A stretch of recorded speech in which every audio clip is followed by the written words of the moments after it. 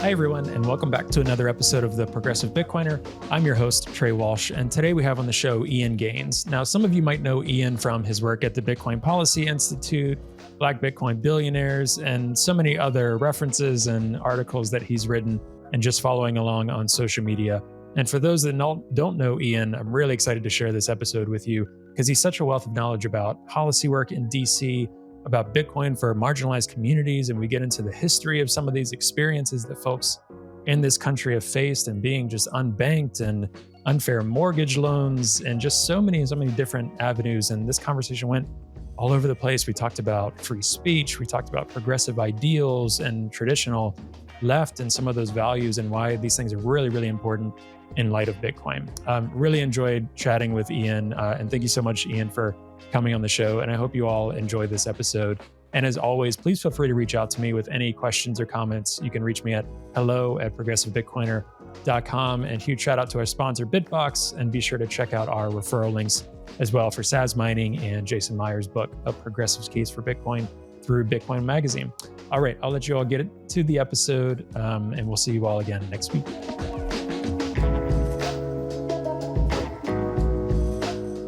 Hi, Ian, and welcome to The Progressive Bitcoiner. How are you? I'm good, Trey. It's an absolute pleasure being here. Thank you for having me on. Yeah, excited to have this conversation. And folks, we started getting into some stuff before recording, and we were like, we got to jump on and start recording this. So I'm super excited to have you on and to talk about some of the things we're going to get into. But before we do that, why don't you introduce yourself to people, maybe talk about some of the projects and things that you've done and where your focus area is in terms of Bitcoin and education, things like that.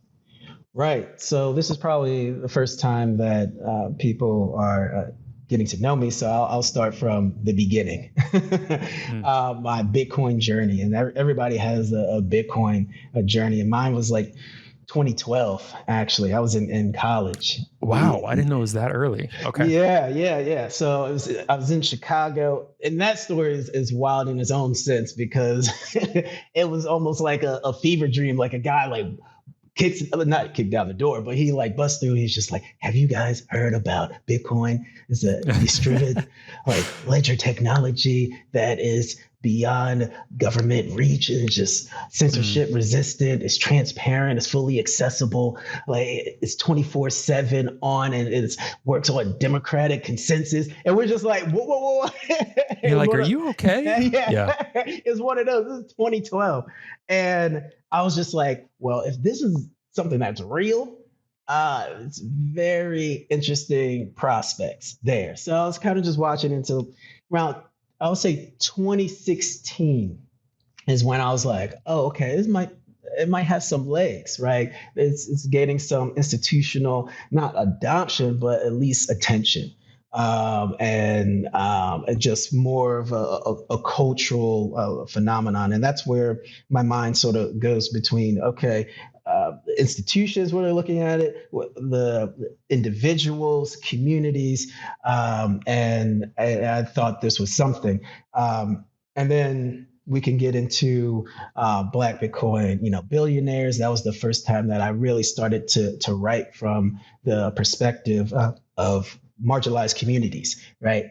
And what they offer to this new technology and what this technology offers to them.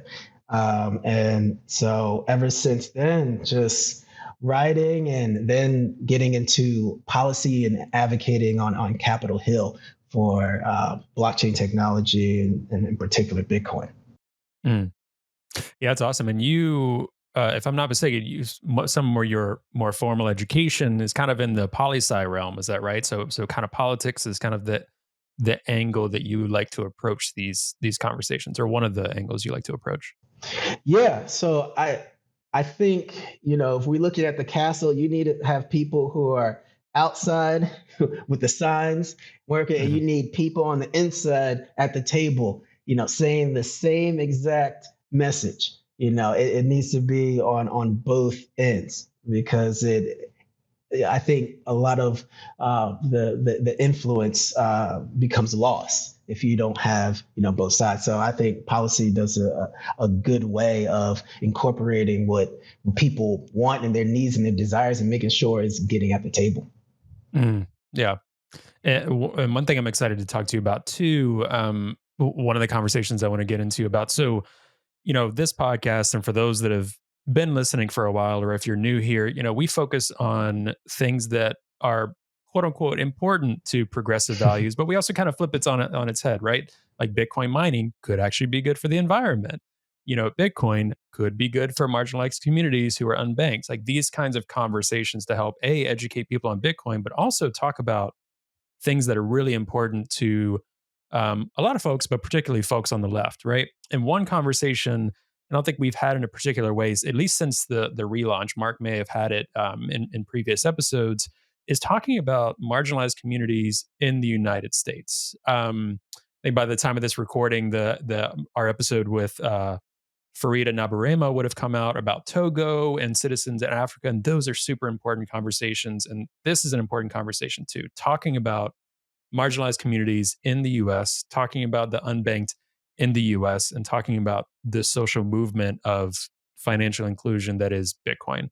So can you touch on some of that from your perspective and some of your passion and reason you're into Bitcoin, focusing on that community in terms of the US? And obviously it's a diverse community in and of itself. There's so many different marginalized communities in the US, but the unbanked, why is Bitcoin, and why are we even talking about these things in this context, and why is that important to you?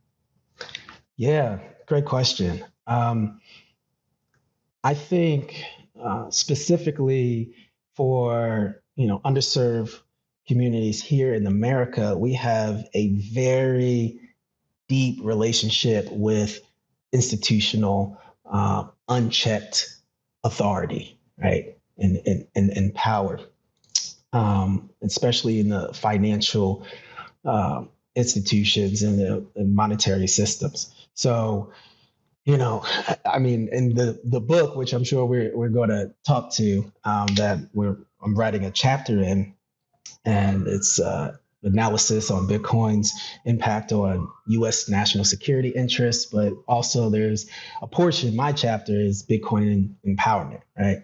And how might Bitcoin impact minority rights and socioeconomic outcomes at home, right? And abroad, but a focus domestically. And the loss in trust from these communities, we're asking the question. It's like when we look at cryptocurrency in general, 44% of the people in America who own cryptocurrency are people of color, right? 30% of Black investors own cryptocurrency versus only 18% of white investors. So where does this disproportionate adoption come from? That might not be intuitive to some. But growing up here in America, it like for me, and especially people at BBB, we're like, duh, because learning a lesson early from the inception of freedom in America is that the only system that you can reliably trust is one that's completely removed from personal subjectivity, right? That is the ethos that many communities have learned the hard way of what unchecked power is. And then, so for example, in 1865, the Federal Savings Bank, as Freedman Savings Bank, was established specifically for former slaves, right? And in 10 years, African Americans were able to have gross $75 million, right, at that time, which in today's money would be $5 billion worth of wealth that was in the Freedman Savings Bank. And you know what happened? The money managers there put it in, high risk railroad speculations, put it into other risky real estate programs and projects, and lost all of that money within 10 years. And then it closed down, right? So, I say like that was the moment where specifically Black Americans had their trust broken and legacy institutions, right? And then 60 years later, we go into redlining, where officials, this is all government policy, where they will draw lines on the maps of high risk, areas, right, for receiving loans. So in those areas, you have to have, you have to pay higher interest rates, for loans, and they were also targeted for, when it comes to a tax revenue going to education and property and upkeep. It found ways to miss these communities who are disproportionately Black and immigrant, right? So, 1865 Freedmen Savings Bank, redlining, then to the subprime loans, where if I think the book is the color of money, and it shows that specifically like Wells Fargo, right? They had campaigns where they targeted Black churches for subprime loans. Where during the 2008 financial crisis and the subprime loan arena, where over 50% of the African Americans who receive subprime loans actually qualified for prime loans, but they didn't know, and they were targeted. And so much in the depositions, and when the eternal documents, the emails were released between employees, employees were calling subprime loans ghetto loans, right? And their Black customers as mud people. And I want to make this very visceral, so to show where the lack of trust, the erosion of trust comes from, right? It's no illusions, no fantasies. Like this is lived experience, and that permeates to the decisions today. So in that context, Black Americans was always looking for an alternative to the current system, one that's free from central actors, which is, as I say, the subjectivity, the subjective whims of human, because all human beings from any background, they're going to have a certain perspective, they're going to have certain preconceptions, they're going to have certain interests. And if in the control, a portion of that will, as I say, permeate into decision making, into systems, into institutions, right? How come if, me and you, if we go in to get a loan and we're business owners, went to the same college, have the same credit score, all metrics comparable, I, on average, and here in America, as a Black business owner, have to pay 1.4% higher in interest rates than my comparable white counterpart. Where is this proprietary system and calculations of saying, oh, okay, well, yeah, you got the similar credit score background and income, but it's showing in our system that you are at higher risk. So we have to higher financial risk. So we have to increase the interest rates for you.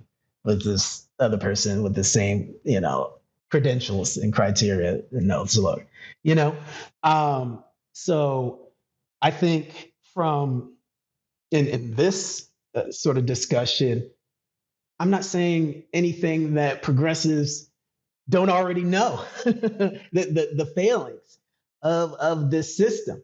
So my advocation a lot of times on Capitol Hill is telling those stories, like starting from, okay, this historical context. We all see the problems and inequities that exist today. All right, what are some viable solutions? And this solution needs to have certain criteria. And what we've come to, the Black community and other marginalized communities is like, man, we can't trust them. We can't trust it. Just humans in general. We can't trust. We can't trust. You haven't given at no point in history have you given us a reason to trust your integrity in your decision making, and that is not used in self-interest or to suppress the freedom, the autonomy of certain citizens. And and that goes beyond race. It goes beyond social economic standing. It's many Americans. So yeah, that's what we sort of advocate for, and I think really is communicating. And I would love to hear from you is the disconnect, because a lot of times in staffers when we talk about like the Lightning Network, right? And its ability to save small businesses on interchange fees, right? MasterCard and Visa and all money processors, um, businesses, U.S. merchants spend about $105 billion on solely interchange fees, right? And of that, and we're probably going to get into like the work I'm doing now, just talking to universities and getting the research of, okay, how much, doing a comparative analysis, how much could we save small businesses or businesses from specific communities just by using the Lightning Network, and to remove that intermediary, who is siphoning, extracting the revenue, right? And just doing base calculations, if Black business owners pay anywhere between 12 to 16 billion in fees. Just think about that with Lightning Network, where it's instant peer-to-peer payments, no intermediary, globally acceptable, borderless, and you can send it with a penny or less, depending on like the network fees at the time, but it's a penny or less versus a MasterCard who charges what, 1.8%,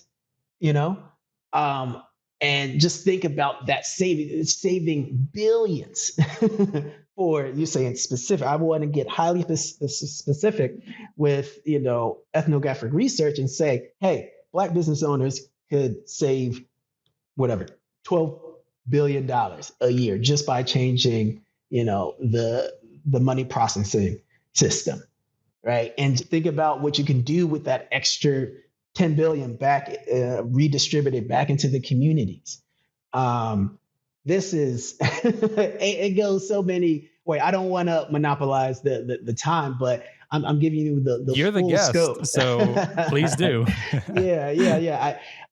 So these are, I think, the areas that if you are a researcher, if you're at any research institutions that focus on the societal impact, right, of innovative technologies, like this is what policymakers are looking for. What's the human impact? And I think a lot of times in the Bitcoin community, it kind of gets lost because a lot of us is tech minded, and that's a specific type of disposition. Yeah, the techie. Or like so macro focused, right? That you're thinking about El Salvador volcano bonds, and not thinking about small business all the time, or these practical conversations. Yeah.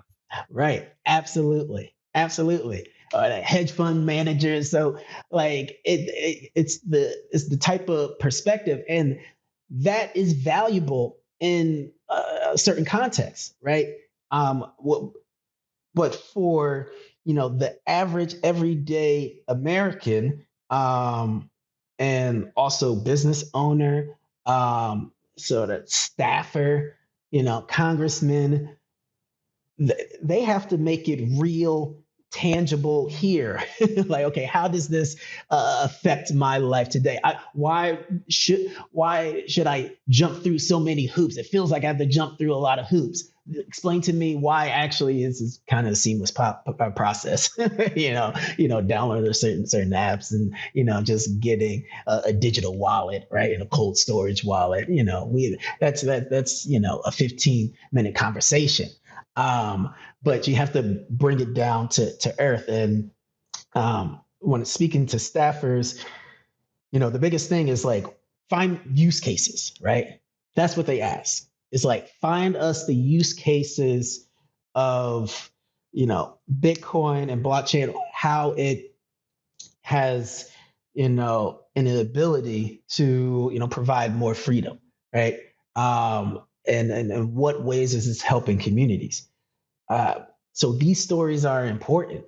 Look at from BBB, Kim, the BTC Impact, right? It was amazing idea where they have a S9, S8 project where she's working with, local officials. And I love to get back because it's probably not even S9s anymore. It's, this the type of miner, the miner S9 miners. So they probably upgraded the miners, but just the concept. I'm just giving concepts that are scalable and reproducible. It's like working with Section 8 housing, right? And having Bitcoin mines in Section 8 housing, and have a program where tenants, who are staying in Section 8, they can build wealth, have these miners, right? And then they won't be able to touch it in something like, 12 months or 18 months. Like you can't take out, but, after the 18 months, like you can take out and put that towards maybe home ownership. So finding self-sustainable programs, because that's the only thing that will continue, right? A top-down approach, as I gave the examples before, has failed us, right? Has failed our communities. So the people who are going to care about the communities are the ones living in it. And I hate to be cynical, but we're talking about human nature. So, I'm not going to expect another person to care much about my home that they're not living in, right? My parts that their kids are not going to, right? And paying taxes in, right? It's very hard to try to convince a human being. So now those whose hearts are open and understand that all tides, tides lift all boats, that principle, then we are together and in this, in this journey. But that's not something to expect. So to have grassroots, programs, and I'm saying all of these because I hope for like listeners, if researchers, congressmen, staffers, right, those who are working in companies, these are their concepts that can be reproduced. And a lot of conversation is happening about implementing this, and research it's super important. Social science research, societal impact. How is Bitcoin, how is distributed ledger technology impacting communities? Because that's going to drive further policy. That's going to drive the needle. Hi everyone, hope you're enjoying the episode. Today's episode is brought to you by Bitbox. Now, Bitbox is a hardware wallet that's open source, incredibly secure and easy to use, and it's what I'm using to safely secure my Bitcoin in cold storage. Now, I know self-custodying Bitcoin can really be intimidating, but Bitbox is designed for ease of use without compromising on security. It's USB-C compatible and allows you to easily back up and restore your private keys with a micro SD card, which is really cool. Now, you can purchase the Bitbox using the promo code TPB at the link found in the show notes for 5% off your purchase. And I really want to thank Bitbox for their support of the podcast, and I'm really excited about this new partnership. All right, I'll let you get back to the episode now. But one of the things you mentioned too, and obviously in the Bitcoin world, we know this, but one of the I don't want to get too poetic, but one of the like beautiful things about it and the protocol in general is this trust word. I think for people, you say like in the Black community and other marginalized community throughout history in the US, if you can describe to them and have them understand there's not really trust required here in the same way you have to trust your local credit union, or the same way you have to trust your landlord, or the same way you have to trust these different institutions that typically are not very trustworthy. There's not trust. It's this open protocol, and it's done and infused in different ways, right? And you can kind of choose different companies and trade-offs and different ways to do it, right? But it's this open, permissionless, you don't have to trust in the same way. Sometimes there's trust in certain companies that are implementing it and things like that. So I know people say it's completely trustless, and it's like, well, it depends, because there's a little bit of a learning curve depending on what you're doing. And, a bit of a critique for politicians on the left. I think a lot of politicians on the left, let's assume and say they're well-meaning. They want to work with those institutions that you've described. Let's say Wells Fargo. They want to work with Wells Fargo to create programs that focused on marginalized communities. That's a huge hurdle to jump over. First off, right, is understanding what are their motivations? What actually is this going to look like at the end of the day? Is this just like a false ESG flag in a way, right? But for this marginalized community or their community, you still have to trust, right? Maybe there's someone at Wells Fargo that really cares and gets it and comes from that community and actually did good work. But you still have to trust that that's actually going to happen, right? And many of these politicians can be vehemently against, either neutral or against, this open protocol that doesn't require trust, right? Well, use Elizabeth Warren, for example, right? Focusing so much on the bank sector and wants to regulate banks, but now is working with banks on their own regulation and regulating against crypto. It's completely backwards in a way. So I think what you're saying is beautiful, and being able to translate that to people in practical ways is really important. I completely agree. Can you tell me what's the disconnect? I would like to hear from your perspective of, we talk about Bitcoin enabling greater access to all people, all Americans, and that seems like a value that is strongly held by sort of progressive, leading individuals. So, but the narrative is different, is a little pushback, is a hesitance. From your perspective, where do you see that disconnect? Because I think it's like, wow, this is perfect. This is something that should be easily embraced, like and love and taken as like, oh, finally, what do you see there?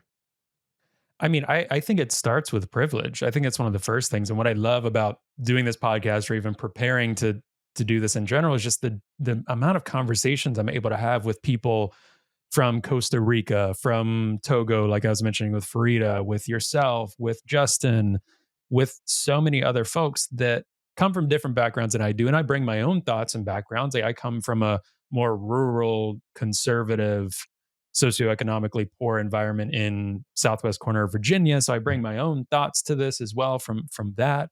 So I think it starts with a place of privilege, right? So a lot of people that are not, or let's say vehemently against this, it usually starts off with their own privilege and assumptions. And that is that assumption piece is at least 50% of it as well. Like, okay, Bitcoin is this. Like we assume and we're gonna say, we know what's best for you, community XYZ, and we're gonna protect you from getting harmed. We're gonna be the, in some cases, white savior. Right. So I think that is a huge part of it, in my opinion, is the assumption piece, and then a place of privilege, right? And I love it. I mean, they're hard conversations, but talking with conversations about global colonialism, right? It's kind of the same concept. Like how do we do this in micro ways as well? And I approach things from a sociological lens as well. That was my kind of background before Bitcoin, and then still involved with nonprofits to this day. So interacting with communities are typically left out in my nonprofit work, thinking about things through a sociological lens. I think it's super complicated. I think it starts there. Um, I think, and if I'm being really honest with you too, I think some folks in the Bitcoin community specifically have perpetuated a bit of whether it's right-wing talking points, whether it's things that have nothing to do with actually Bitcoin and what we're getting at. Again, Eat my own steak, personal do your opinions and push-ups. right. And I don't want to Yeah. overstate it, but I don't want to understate it as well. That's right. I think that's a play as well. And one of the reasons I'm passionate about speaking for left views within Bitcoin, because people in the real world have those assumptions as well, right? A lot of people just don't know anything about it. Some people have those assumptions that it's for right wing, steak eating, whatever. And then some people think it's boiling your oceans, all of these other Yeah. things. So there's a lot of FUD against it. You got to start with re-educating people. But I mean, also at the end of the day, your guess is as good as mine in terms of like true disconnect. I think for everyone, it's individual. Like, where is Elizabeth Warren's disconnect? I don't know. I mean, I know she has a nice house in Cambridge, right by where I live in Massachusetts. I know she's held assumptions. I know she's been a senator for a really long time. I know she's got certain book deals. I know she's got certain donors. Mm-hmm. Um, I mean, In banking, piece donors things in banking. together. Yeah, correct. One day will she change her mind? I doubt it, but maybe, right? Different people enter into it in different ways. So not to drone on too Yeah, much yeah. on that, but I think Mhm.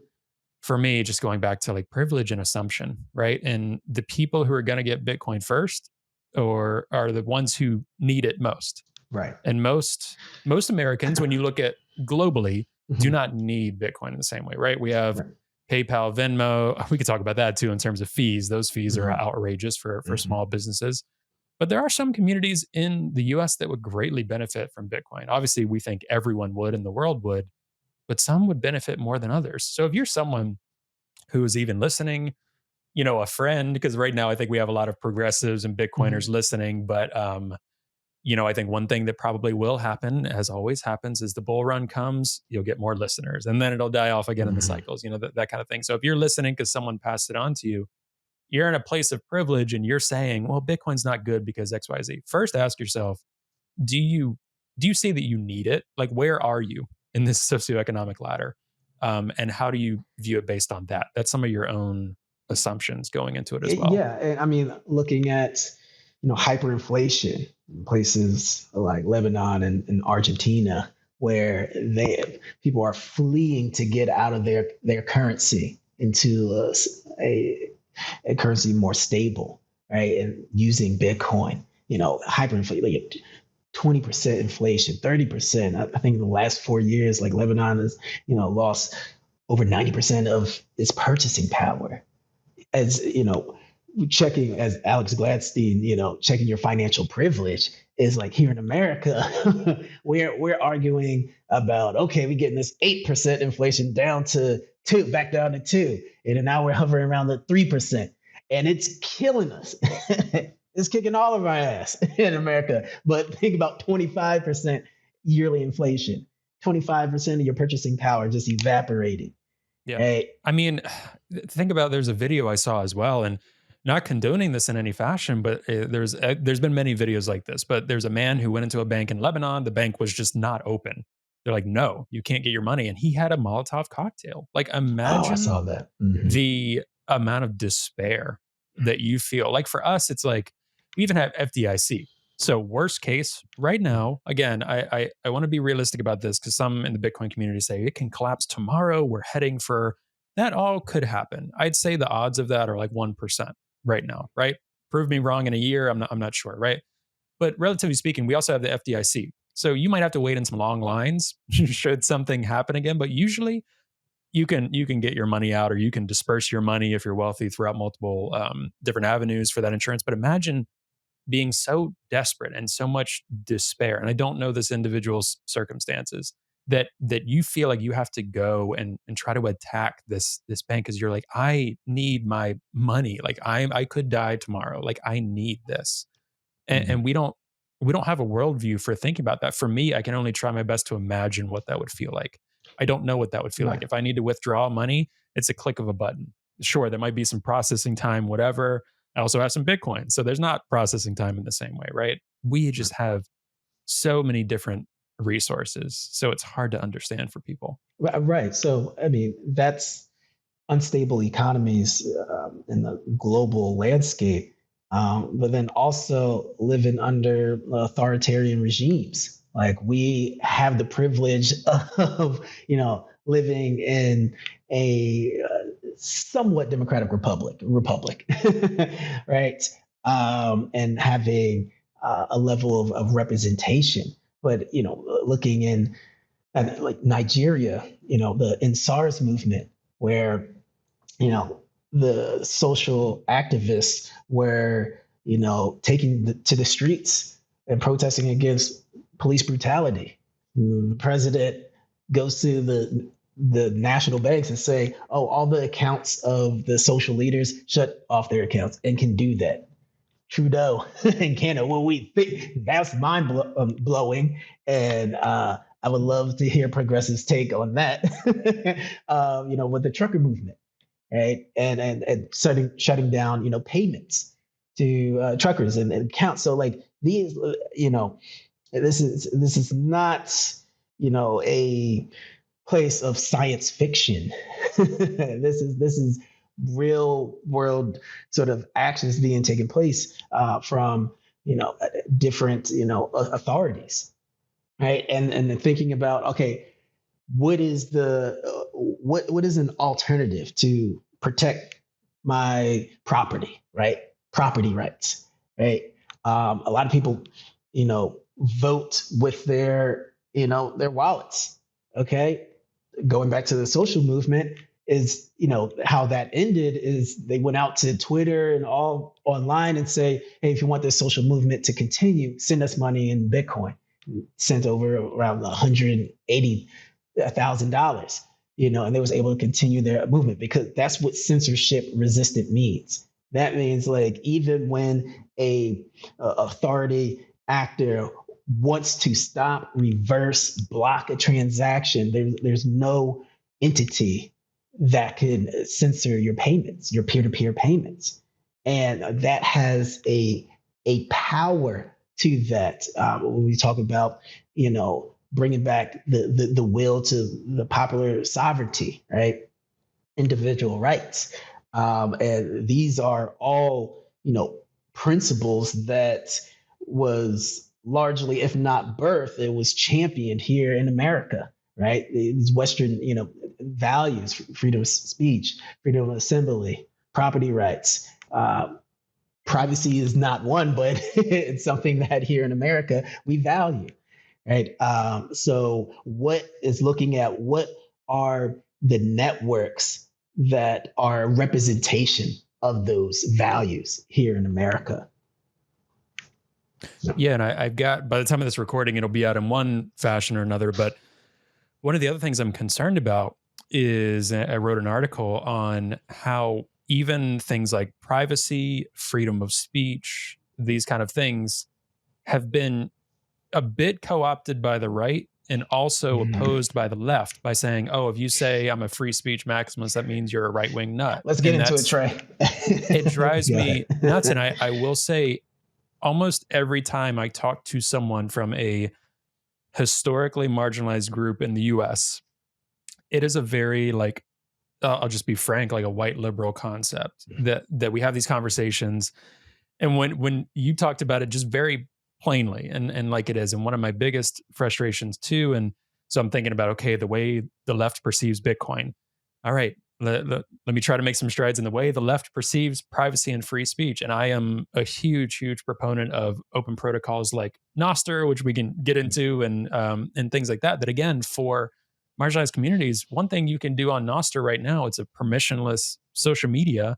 There's also the ability to transact in Lightning, known as Zaps. And so if you need I know I've seen this on Blue Sky before, I've seen this on Twitter, where there's certain communities in the US where there's like a call, like someone's like, oh, I need rent payments tomorrow because I was in an abusive relationship and I was kicked out of my home and so they kind of crowdfund through social media, but they're using like PayPal, Venmo, whatever. Let's say you're living in a state where your community is not popular in the government's eyes in that state, right? Whatever it may be. They can shut down your PayPal. They can shut down your Venmo. They can shut down your causes movement, whether it's the trucker movement or whether it's Black Lives Matter or Planned Parenthood, whatever.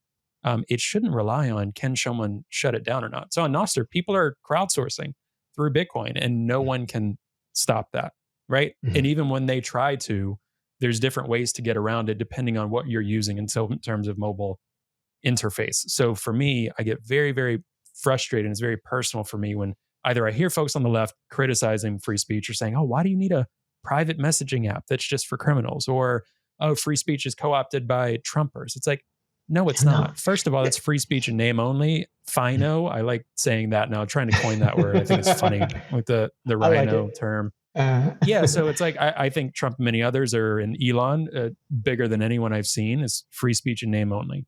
Right? It's just different parties censor in their own ways, right? So people need to know that when we talk about free speech, when you're mentioning censorship, like you mentioned trucker movement, that's going to trigger some people on the left because they think that was just absolutely ridiculous. That's Is what it fine. is. But let's say that some other cause that you support, someone else thinks is ridiculous.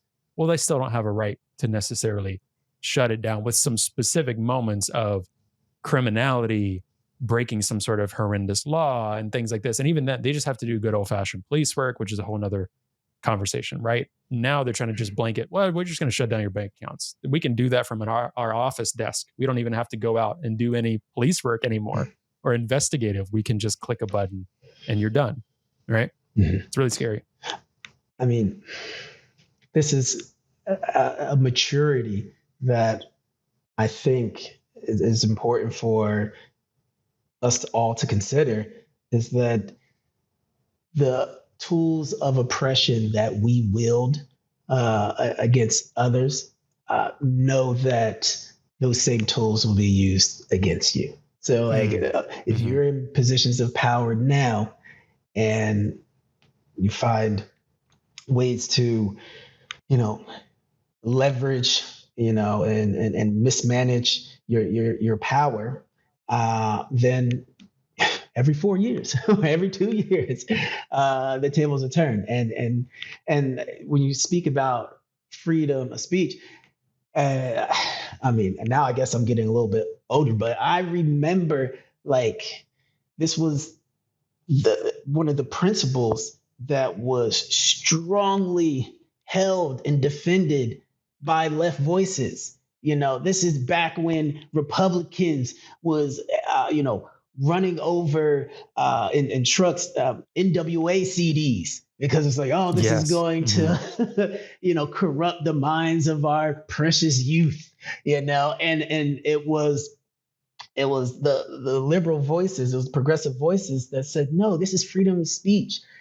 These artists, these creatives are examining the environment around them and finding a creative way to flip and make a narrative and story. And if you're living, a life that, is profane, then that's how it is expressed. And these were the arguments, right? And now a switch is saying, oh, these certain we can't say, we can't. I mean, you have the freedom to speak, and you have the freedom to be offended. You can be offended, that's okay, but silencing is not within your right, right?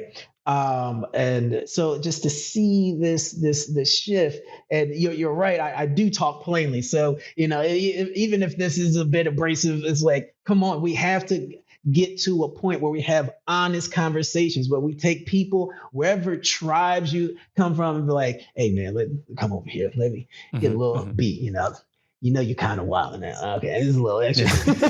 That's why I tell my, that's why I tell my homie. It's just like, man, I love you. I love you. I'm going to defend you. Publicly. I'm going to rock because we're tight. Right. But no, it's kind of triple. Okay, do we have to go? Nah. Let's rethink. Let's reconsider. That's what friends do. That's what people who care do. But to have a minority opinion, and this goes from this is outside of politics, this is this is cultural, this is policy, just in ideas, whatever sort of tribal ideologies, that one subscribes to, and and try to think as an individual actor and say, okay, what does this mean to me? Okay, I understand people who I affiliate in time to time, that we may have some characteristics that might be similar, or general ideas or worldview and outlook that resonates. I agree, but you know what? I do have some criticism. I do have some, positive thought, and let's hash out that conversation honestly, and not, be so hesitant and afraid to call out. And that's all people. If we just, it comes back to having honest conversations. Like, is this, or do we have the moral authority on on this subject, on this topic? Is this bringing a better fulfillment and accessibility for the people who I care about in the community at large? Is this helping me and others in a way? And these are just philosophical sort of paradigms that you operate in, frameworks, but it can be sort of used in any sort of category, right? So those are one of the things to see the shift. I mean, we're getting to it right now. And what do you think those conversations should look like? When I was explaining, bringing the homie to the side, those private, I understand, public, but those private, what would you say is like, okay, here's is need for pushback. Okay. Mhm. How you go about those conversations? Yeah, I mean, I think people need to. There's different modes people have as well, and it sounds like you've probably felt that, and I can imagine interacting in DC as well. There's Mhm. certain things where, depending on the context of where I'm talking, and again, even trying to, I go into these podcasts and just try to be open and real and honest and talk, but also understanding, I want this to try to be a wide audience as well. I want to be Mhm. me. I want the guest to be them. I want to try to appeal to a wider audience. So, how how far down do I go? How, that Mhm. Yeah, that kind yeah, of thing. nah, So I got you. I got you. I got you. I try Mhm. not to self censor, but I think we always do a little bit, Right. right? So We do. there's different We modes. It do. depends on the context. You have what you say at work. You have what you say with your family and friends. You have what you say. I've tried to genuinely just disengage on Twitter, to be honest. I'm mainly on Mhm. Noster. I think what helps is it's a smaller community. I feel like I can be a bit more myself, and Twitter and algorithms and all these things are really just fanning the Yeah, flames. And I think it's it does. preying on something that humans have lived most of our lives without this social media thing. So I think Mhm. whatever's happening with the algorithm with social media and with our brains, it's ripe for just the worst things, right? And I don't want to Yeah, discredit the fanning good things flames. that social Mhm. media have done for communities that need it, for movements. People reference the Arab Spring, which mostly occurred on Facebook and Twitter, like different things like this. Huge upside, but also the clickbait, the fanning of the flames, all of these different things, right? But we go to two extremes. You go back to freedom of speech, and people are like, "Oh, we need content moderation to oblivion," right? And one of my personal philosophies, and again, I say this, me becoming a Bitcoiner did not water down my progressive values. It did not water down my left views and this Absolutely. sort of thing, or Mhm. any of the things I deeply cared about. It made me think about things maybe in a different way. But even before this, one of my thoughts was, people talk a lot about, like, previously wanting to censor Trump or wanting to censor whoever they might not like, right, from the political left. There's, first of all, it's not easy. There's not a black and white answer, right? There can't be complete content, censoring, and complete, not having no moderation content. But I will say, us ignoring that people have certain views and thoughts does not mean they don't exist. So Mhm. part of my view as well, I don't know if I 100% believe this, is like, let's get it out there. Like, say your views, and there are consequences. If you say something that the general public views as insane and disgusting, that's insane and Yeah. disgusting. We shouldn't say, let's not have them say that, because then that just kind of covers up things. And that's what's happening today. We're seeing movements billow up. We're seeing things happen. People will say, how did Trump become president? Did we create this? Did Trump create what we're seeing now? And obviously, it's so complicated throughout history. But I'd say get it out there in the open. Let's have conversations, and let's have a bit of democratic thought and interaction about this, right? And trust people. And I think the problem is a lot of people don't trust people. Like government will not trust people to dictate how to live their own lives. So they say, well, we're gonna say you can and can't do this, right? Or on Twitter, we're gonna say you can and can't do this. We're gonna ban this. So again, not to go too far down Right. that, but Yeah. No, get it out in the open. I think you agree. The free speech principle, though, is I mean, both sides do it in different ways. And the reason I talk about the left a lot is because ideally that is the audience we're speaking to. And ideally, I think there's so many good things, like you mentioned, that historically came from the left, right? Opposition to endless wars, opposition to those that wanted to crush on free speech in the most silly ways that we would look back on, burning books and, crushing CDs, whether it's from religious communities or from mainstream Republicans at the time, for saying like the F word or whatever, silly things, the N word, all of this different stuff, right? And deciding these things. So I think there's much more the left could be doing, and it strayed at some point. And that I'm curious your thoughts on when and why that happened. I think what I'd notice, and obviously I'm just one individual just observing, right? 20, 2014, 15, 16, that era. Because I remember growing up, as a kid, and my parents, mom, like she was in college in the 70s, like 70s fro, say it loud, I'm Black and I'm proud, and this is the first generations of like Black Americans going to higher education. She was constantly the one in the classroom out of few, right? And this was a direct result after the civil rights movement that progressives, liberals fought so incredibly hard for.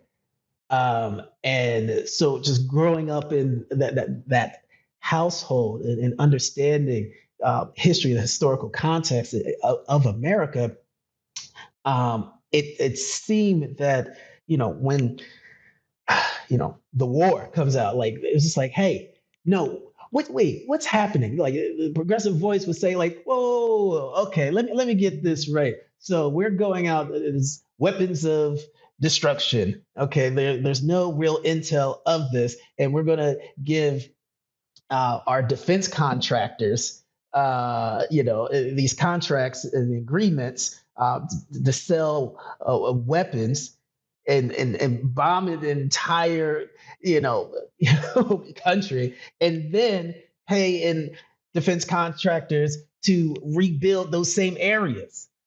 Mm. Like, Yeah. hold up. And sweet deal for them. Like they ride into retirement let's real take nicely. a pause. Like that is an amazing business model. I would love to have that. Yep. Build and destroy, and I get paid on both ends. Like, and progressives saw that. Liberal eyes, like we understand, like, oh, okay, I see Halliburton. I see, okay. No. Okay, there's oil. There's different national security strategic objectives that's over in the Middle East, and we should not be wasting our taxpayer dollars on a needless war. And you take that back to Vietnam.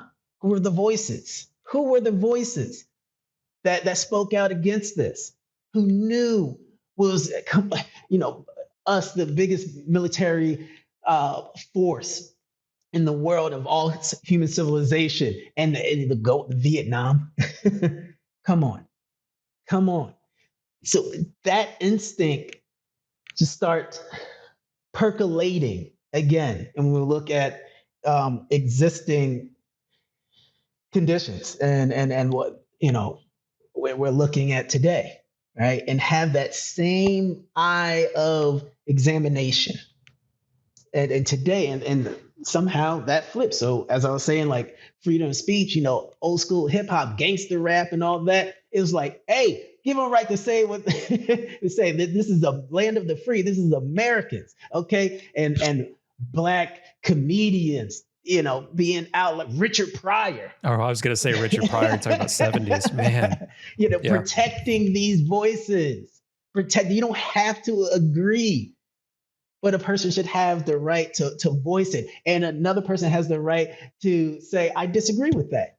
And then the public square will decide together, like, oh, person A has a better argument. Oh, actually, person B, and there's holes. And then person B's idea descends and dives into, obscurity. Yeah. Right. Yeah. That's how we work out what are the good ideas and bad ideas. We have to say and we have to express them. And then when a bunch of people's like, man, that's stupid as hell. All right. It's like, oh, my bad. All right. Well, let me. Yeah. And that's I mean, you have to do it. You have to do it personally. You have to do it. Yeah, absolutely. Like I'm a big proponent. Like even with my family, I try to be honest with them, right? Some of my views have changed and evolved over time from my very historically conservative Christian family. I have had open and honest conversations with them about that. And we've fought, we've engaged, we've figured it out, we've moved on. I think people need to do that in their personal lives. I think we need to do that as a nation. And it's one of the hardest things to do. And one thing that I want to try to hit home about, whether it's Bitcoin, that it branches out into everything, is, I want the left and progressives to know what we're talking about is not crazy or radical, right? Freedom of speech or having these conversations or saying, let's get thought out there, let's get ideas out. Now, there's a difference between recklessly hurtful and harmful and hateful. And again, that's another tricky slope. Do you allow hateful free speech, like all of these different things? Again, it kind of illuminates maybe that person's a hateful person and shouldn't be in that position or that platform they are, or different things like that, right? There's certain incitements of violence. It's a very difficult one to navigate, right? There are some things that it's tricky, and those things are real. So I'm not advocating for that, but I don't know when exactly. And honestly, in terms of the metaphor of this, I don't know that I would agree with him on everything, but shout out to Matt Odell talking about technology and censorship and talking about slippery slope of whether it's Twitter, whether it's Bitcoin, Nostr, these kind of things. It doesn't happen like overnight. It happens slowly. And then all of a sudden we did get to a place where society, we have granted, gradually then suddenly, we at a societal level have given permission to companies, governments, whatever, to dictate and decide how folks are going to live, rather than having that be bottom up. There has to be some sort of relationship, and we can have another conversation about what is the appropriate level and size and scope of government. But it used to be more bottom up in terms of like, let's dictate and decide how our local community is going to run, how our state is going to run, how our nation's going to run. In global context, that's different conversations, but I can only focus on the US. That's what I mainly know. And that has flipped to where leaders have, whether ill intent or not, decided, well, we're going to decide, right? And again, a part of that was ramped up. People have different thoughts on this, possibly during COVID, right? Okay, this is how we're going to handle emergencies. This is how we're going to handle dissemination of information, those kind of things. Personally, and I say this from the left, I swear, I don't think that was great, and maybe the best way to handle that, right? Again, regardless of intention. So I don't know when that was decided, but we have seen that slippery slope of things are not really decided by the populace anymore. It's decided by a few folks at the top, whether it's financially, whether it's how we govern ourselves or how we live our lives. And I, from a progressive angle and from a left angle of wanting people to live as freely as possible and being whoever they want to be, I'm very, very concerned about that and disturbed by that. I think you hit the nail right on the head. And I look at it much less from a left and right paradigm. And I think it's shifting. There's a cultural shift that we're in the midst of, in between centralized, established networks or decentralized, open networks, right? And both like the quadrants, you can have, you know, sort of left and right in both categories. So decentralized or established institutions, right? And I think that goes into the voices that we see today. What is starting to is almost like through the media is just like there's a breakthrough of independent and legacy institutional established voices, right? And now independent, whether it's on podcasts, media, the ones who are influencing the conversations are those independent actors now, and that's growing. That's growing. You don't understand where culture's at if you know. I won't. I was going to drop name, but it's just like nowhere the culture is moving. It's not going to be on established mainstream outlets.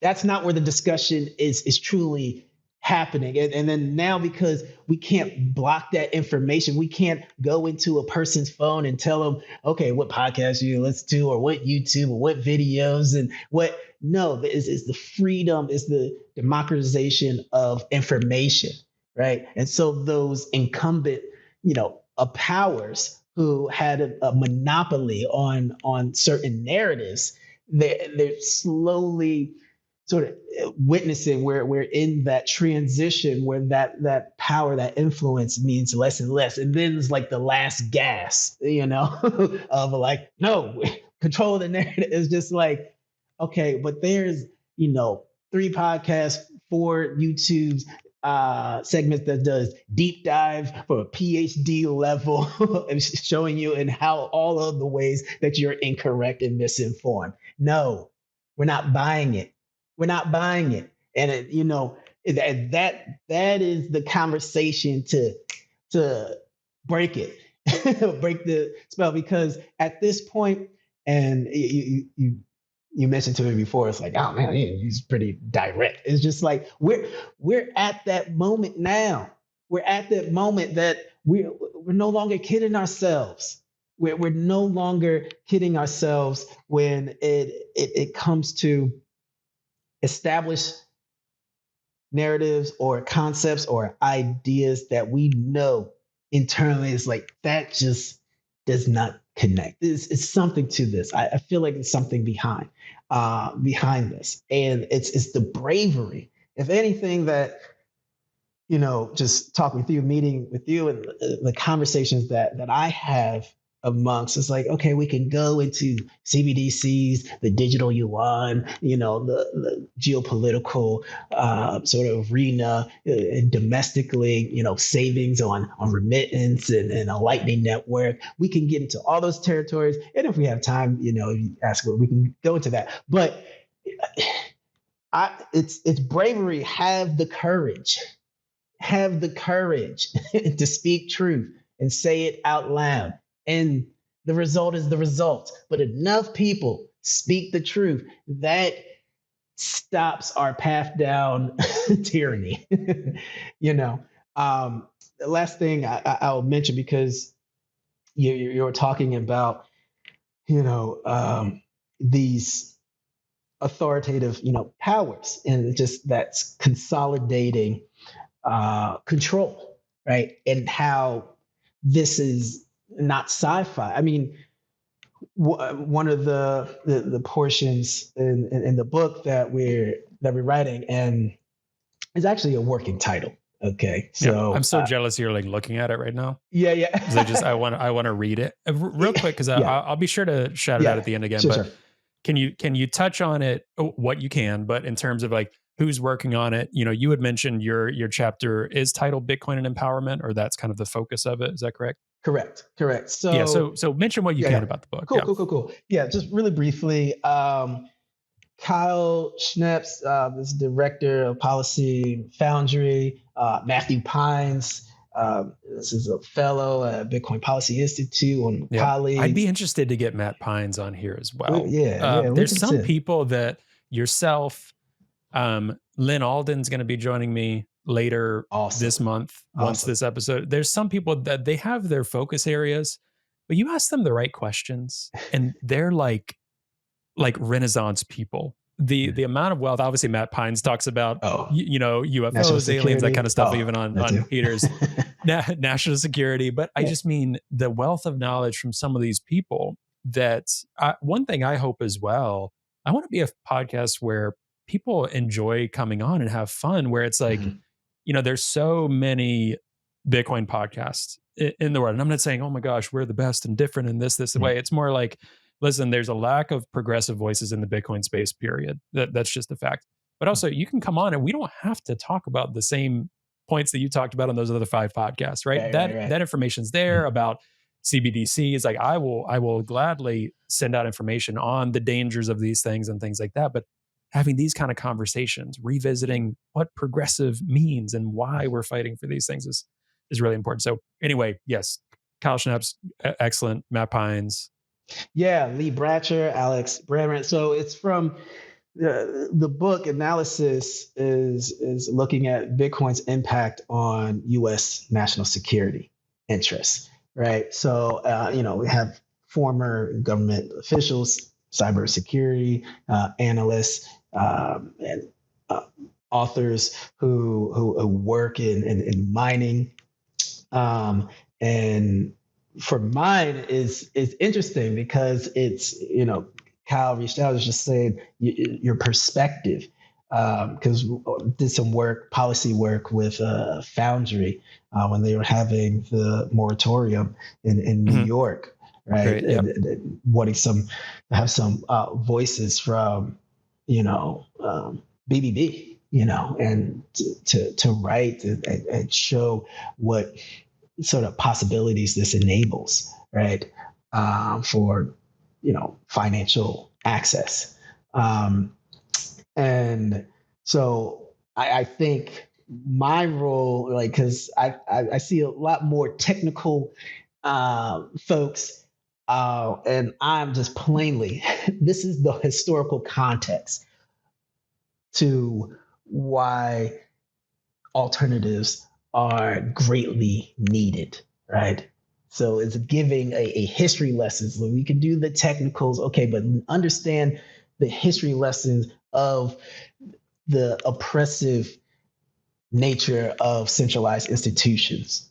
And let's go year by year. And then look at the alternatives to that. And we talked about, proof of stake, DeFi, and CBDCs, and with proof of stake, the beauty of proof of work is in its title, is proof of work, right? It works on democratic consensus, meaning that no matter how much Bitcoin, if you're a node validator, no matter how much Bitcoin that you personally own, it does not change your amount of decision-making power on the network. That is a powerful concept, right? And shout out to the Block Size Wars, which I just actually read and finished that I hadn't read before. I mean, I knew the history of it and what occurred and the decisions that were made, but giving the nodes and validators and the people the ultimate say in Bitcoin, that's a cool history lesson from Bitcoin as well. Right. And looking at, again, systems where, let's say, this is the nuance that doesn't really, get to the surface often. Looking at the consensus mechanism of proof of stake that over time is designed in a way that sort of compounds wealth over time. One is a high barrier of entry. So we're looking at economic empowerment. For example, you need, 32 ETH to become a validator. And that at the time, this conversation is around whatever, $55,000. Like most Americans don't have, $1,000 in their savings for an emergency. So who are the people who can become validators in that sort of network, right?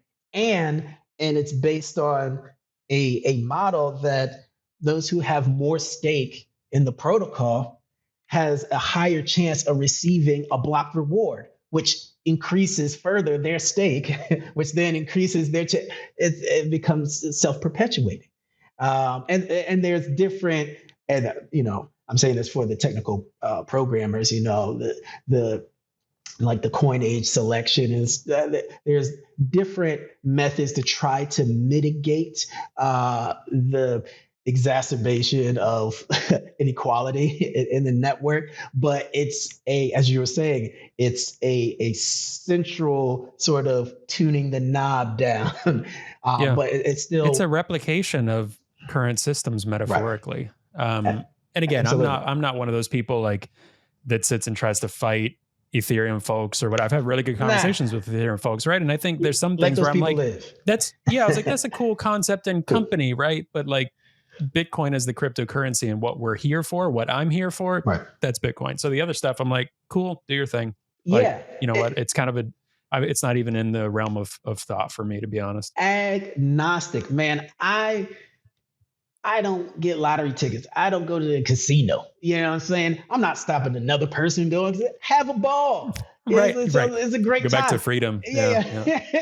Enjoy, and I'm not making that exact analogy connection, but it has its applications. So, and from CBDC, and you look at Bitcoin and how when we're doing, education, financial literacy seminars. I mean, BBB came and spoke. Shout out to CJ, the smart guy, Ryan. I believe Dadu was there when they had Bitcoin Academy, where Jay-Z and Jack Dorsey came together through Tidal and, created a summer last summer for the Marcy Projects, only for Marcy Project residents, and have a BBB, teaching financial literacy of, the digital age, the digital economy, right? And being prepared and not, again, being left behind. And that's a lot of the conversation is saying, make sure that, okay, we have a new unprecedented technology. At every other given point in history, we were the last to partake. Communities, underrepresented, marginalized communities were always the last to partake. There was always a asymmetric information and accessibility that was granted to individuals of particular social economic levels, right? And they were able to just reap the benefits early. And then later, whatever the scraps, were was left. And I'm saying now in today's age where we have open information, open communications, open networks, anyone can find information.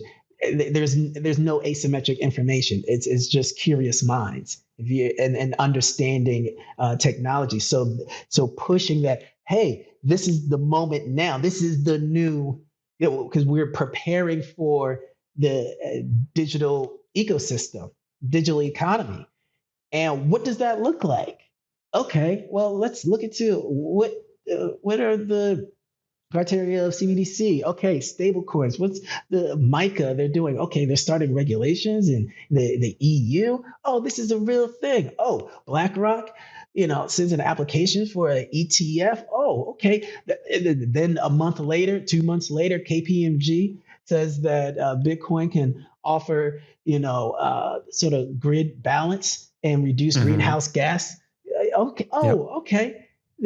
Shout out Daniel Batten. If people have not looked into Daniel Batten's resources, we had a spaces with him recently. So anyway, shout out to him because he's a huge voice for things like that in the environment. Right. Mining. All of these come together. And I just believe it's just incredibly important now with just the open access and what that means. And Bitcoin, when you look at consensus, okay, when we say consensus, it's like, how are transactions verified, right? If I Mhm. send, $10 to you in Bitcoin, who's verifying that this is, a valid transaction, right? And the fact is, it's like all individuals who are running the node. And then you say, oh, who has access to that? That must be the person in the tall tower or something like that, locked away in a cage. It's like, no, anyone with the internet. It's open. You can download, from Bitcoin.org, the protocol, and then now you become a validator. And so you're one of the people who are checking the transactions to make sure that it's valid, and all people have an equal amount of decision making power in this. So I say it's like, in the context of a traditional financial system, if my worst enemy is at the levers, or just happens to be at the bank, they can find ways to uh, give me higher interest rates. So it may be, okay, we're going to direct, these predatory loans. And like, if there's a central actor, and that's your worst enemy, they could set up in a way that is not favorable for you, um, in which we have seen. When we look at Bitcoin, your worst enemy, they can become a node validator. And the worst that they can do to you is only reinforce your coins on the network, right? The security and your participation on the network. By them participating in their own self interest, narrow self interest, it is providing you more participation and accessibility and security of your funds. That's what your worst enemy can do by being a participant in this network. That's what it means. That is the mental shift. And and to have something that exists such as that, because we know the alternative when decision makers have small groups of insiders make decisions, we see how that can be used and weaponized. That's the weaponization. The weaponization in the Bitcoin protocol is that Bitcoin uses humans' own narrow self-interest to transcend it, right? To transcend our self-interest. I look at it as like judo, where you're going through your opponent and using their momentum to gain an advantage against them. So Bitcoin is using our own self-interest to provide more accessibility and access to other people. Because the one thing that we can guarantee from another human being is that they're going to work within their self-interest. Okay, cool. Then let's take that paradigm of you working in your self-interest provides more accessibility and freedom to others. Let's see how that network plays out and make it globally accessible and transparent, a public ledger, right? And I know that can be a lot, or maybe it's just is daunting because this is something that's novel, right? Um, but if I mean, anything, yeah. I think people need to first realize too, you have to, do you think there's a problem? Mm, That's one of the first things. And it's really interesting. Recent episode that came out that I had a chance to sit down with former Governor David Patterson from New York. He awesome. said, leading through the financial crisis, he said, "Do these people think the current financial system is working?" And again, he's open to new technologies. I've been sending him resources and in communication with his team. He's open to Bitcoin because the one that he did see is like current system and the way things are, and him being African American from Brooklyn, so Mhm. his lived experience, his governmental leadership experience, he's like, nobody had any idea what they were doing. And I don't want to put words in his mouth, but it's kind of to the effect of like, listen, these problems keep happening. If anyone thinks the current system is working, sure, demonize Bitcoin, okay, whatever. But do you think the current system is working? Because I sure don't. That's what he said. And he has direct leadership experience from the corporate world, from leading, and lived experience growing up in Brooklyn and going through the transformation of New York. So, like, that's the biggest thing is like, can people first stop and say, yeah, there's a problem here in their own individual lives or at society at large with this system, to realize the need for something like Bitcoin. So that's the first approach is like, do you think there's a problem? Here's why we think there's a problem. Like, there is a problem, right? Like, whether you see it or not, there is a problem. It doesn't have to be this way. That's like a first step. And then it's like, okay, here's this thing called Bitcoin that can address some of this stuff we're talking about. Interesting. Absolutely. Absolutely. Yeah. So I think these are the conversations and really research, now, in my current position is focusing on, right? Getting ethnographic research, getting behavioral economists, right? To analyze, examine, study distributed ledger technology, blockchain technology, to study the impacts on U.S. merchants and small businesses. What is the effect of remittance payments? Using Western Union versus a alternative system like a Lightning Network, and even if there's not the comparable practical analysis here, there's theoretical studies that, okay, this is how much is spent in interchange fees from certain communities, these demographics per year. This is the network fee of this alternative system. How much in savings would these communities have? And the likelihood of, retaining that wealth within communities in America, right?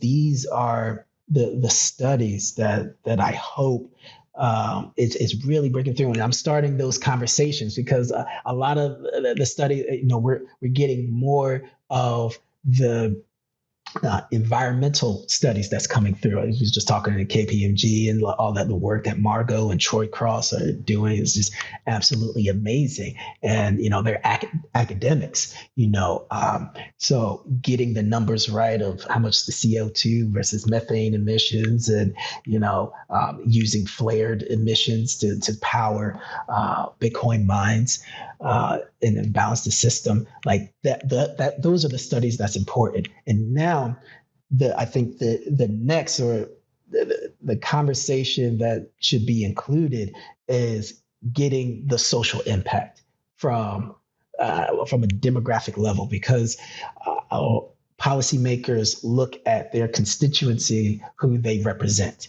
And if 44% of people in America are people of color who use cryptocurrency, okay, that's a vote, from their wallet, right?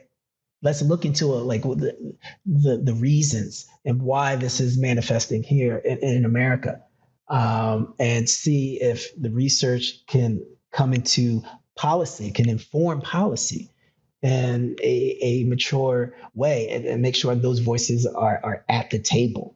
The voices who have stake in this new technology need to be the voices who has an influence at the table. And I think that's a large part of the work that I'm doing now. Yeah, and shout out to Black Bitcoin Billionaires too, and just these groups and the work you're doing to really show, because there's such a perception issue with Bitcoin. Like I said, I think a good amount of Americans, I don't know really anything about it. They're like, oh, okay, crypto, or they view it as a certain segment of the population. They hear Ted Cruz talk about it, right? But then you're saying, no, like 44% of like Black Americans or marginalized groups or people of color in this country are using crypto compared to 18%, or kind of those rough figures, right? And it's hard to parse out what's Bitcoin, what's crypto, but the underlying reason is kind of similar between crypto. It's like understanding and feeling more safe. Like me personally, if I'm being real with myself, it probably took a while and probably wasn't fully until recently, but I feel much more safe and secure in the Bitcoin I have and hold versus anything else that I haven't hold. Any equities, anything in my bank account, like anything. It is a global asset that, again, not financial advice. I want people to kind of learn and educate themselves. But this global, whatever it is, money, property, asset, like tool to fight climate change, all of these things compared to the US dollar right now, are you kidding me? And definitely compared to like any sort of like peso or Lebanon currency or any other imperial currency that France is using.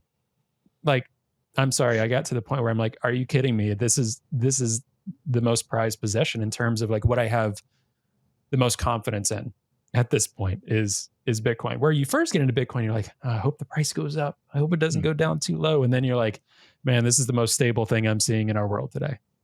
And I haven't met many people that have been in it long enough that don't arrive at that point after a long enough time at some point. And some people are more primed to understand that early on than others, like some of the things you're mentioning. Mm-hmm. Gift your friend some Bitcoin. That is the first step in the journey. Yeah, and make it fun too. And I wanted to mention this earlier. What's really exciting, we're 14 years into Bitcoin. Think about like how easy it is now. And I haven't been around in Bitcoin that long, but I can imagine compared to like 2015. Look at now, you have Lightning wallets that you can download on your iPhone with a click of a button for free and have a Lightning node on your phone. So you actually don't have to rely on another phone. It's also built in to the node is on your phone. So you don't have to interact with a separate company's node or have a node on your own, which is also really easy through sites like Umbrel that can sell you a prepackaged like little Raspberry Pi that you don't have to have any technical experience of. Like, it's getting easier and easier.